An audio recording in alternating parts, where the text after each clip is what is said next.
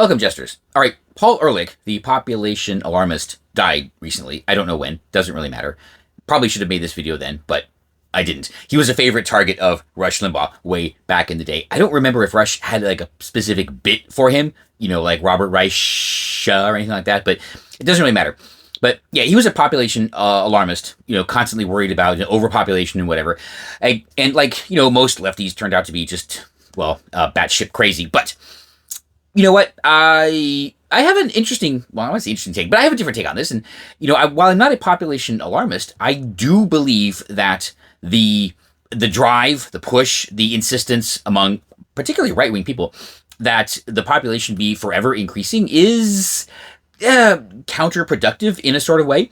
Now, the problem with the left and Paul Ehrlich is they believe in population control, like literal government control, like China's one-child policy and whatnot, which proved to be completely disastrous for a number of reasons. So that kind of authoritarian control is wrong. And remember, everybody, yes, the left is the authoritarian side, by the way, is a problem. And the reason I decided to make this now is because over the last few days, this happens regularly, by the way, the I guess meme of the cabin in the woods crossed my timeline a few times, or the little farmhouse with the family and everything like that. And people are like, would you trade blah, blah, blah, blah, blah for this? And I think a lot of people would.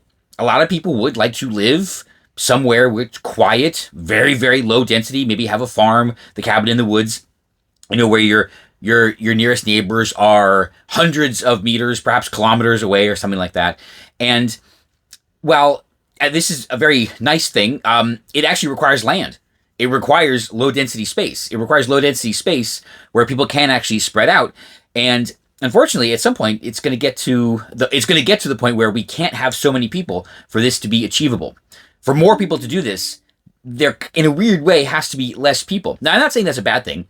I do believe in a natural balance in the population. This is something that nature has taken care of, in not just humans, but nearly every other species. I mean, the world is not, covered in bacteria, right? Because there's just a natural balance. They have food everywhere. Theoretically, that could happen, but it just doesn't. So I don't think the human population needs to be controlled. I think we just need to be allowed to rebalance ourselves as technology really improves. There are a lot of jobs that people do that are replaced by, technical advancement, like buggy whip manufacturers, things like that. Our need for labor on the farm is significantly less than it was before.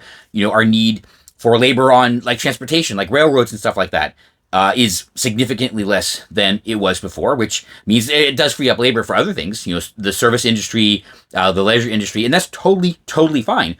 But all of this happened, right? The demand for labor decreased just through technological advancement. And at some point, it's going to really translate into just a need for fewer people. And I don't really think that's a problem, right? If it happens naturally, right? We don't need the authoritarian left coming in and dictating, having fewer babies or anything like that. I think we should just get the government out of the way of a lot of things and kind of just see where it goes.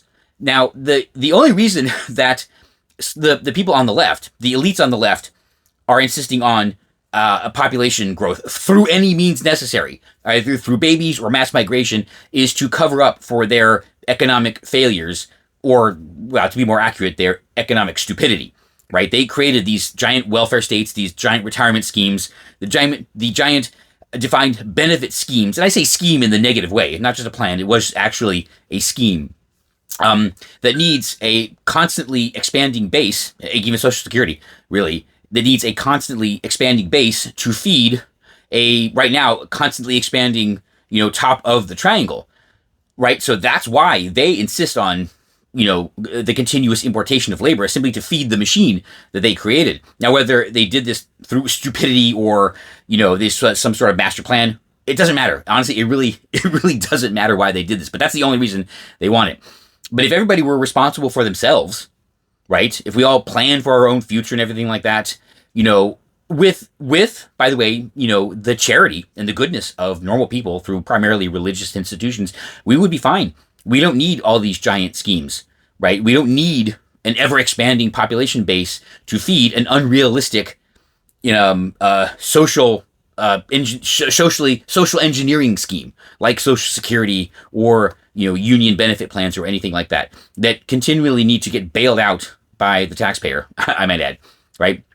So, it's funny that well, that's not like I said, not that these things aligned. I just I saw the passing of Paul Ehrlich, and then I saw a few like pretty pictures of the house in the woods, the cabin in the woods, really, or the little farmhouse. And I thought, yeah, a lot of people can have that. And a lot of people should have that. And oh, by the way, I probably should remake this video at some point. For this to actually happen, cities need to be better. Cities need to be a lot better, right? The reason people don't want to live in cities, a lot of people don't want to live in cities anymore, is because they're honestly becoming unlivable, right? Through economic and social policies, mostly from the left, it is hard to live in big cities. Like New York, Chicago, Baltimore, Los Angeles, Portland. It's funny, you watch these people, they live there, and you can just see the frustration because a lot of them are leftists. They are getting exactly what they voted for. But, when they're interviewed about, the addicts in the corner, or, the addict that broke into the yard and they can't get them out, they talk to the interviewer, the local news with such frustration, like, how could this happen?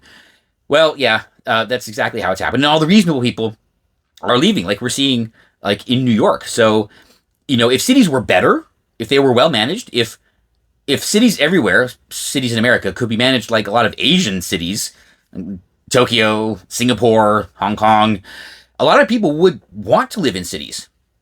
And that would also take a lot of pressure, off the rural environment. But unfortunately, because of leftists, most of our cities are actual shitholes.